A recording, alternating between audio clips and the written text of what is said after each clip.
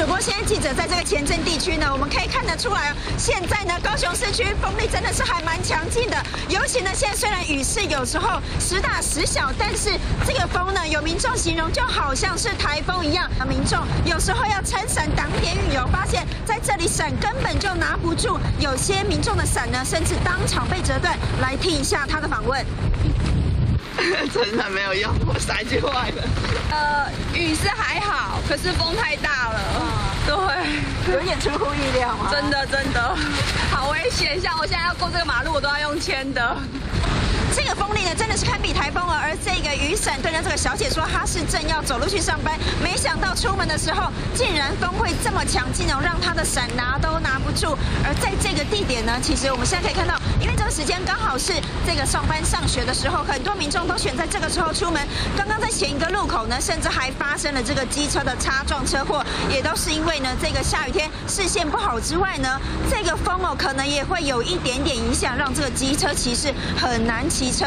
而在这个地点呢，其实因为风很强劲的关系，甚至刚刚稍早的时候，还有这个广告布幕上面呢被一阵强风吹来，这个积水整个是哗哗哗的往下掉，这样经过的这个民众呢也吓了一大跳。不过呢，由于现在其实高雄市的这个气候不太好哦，所以稍后如果民众要上班上学的，要格外的注意。以上是来自现场的情况，主播。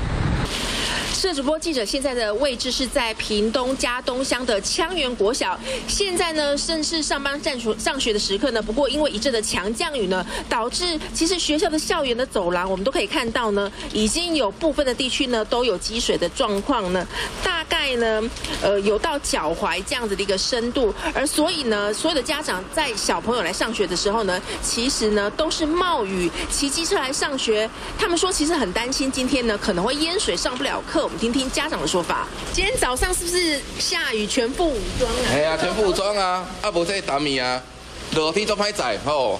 应该载两下，伊的书包拢包在。嘿，对。哦。对啊。啊，今仔日有烦恼讲，可能淹水没办法来上课。